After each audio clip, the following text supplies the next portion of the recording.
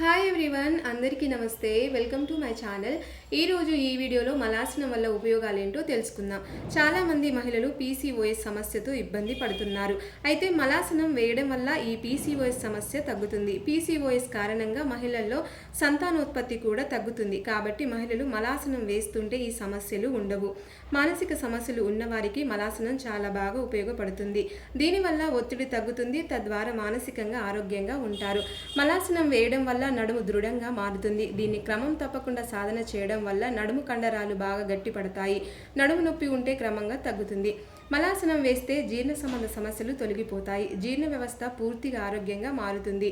ఈ ఆసనంలో కూర్చున్నప్పుడు పేగుల మీద ఒత్తిడి కలిగి పేగుల కదలికలు ఆరోగ్యంగా మారుతాయి. పేగుల కదలికలు బాగుంటేనే ఆహారం కూడా సులభంగా జీర్ణం అవుతుంది.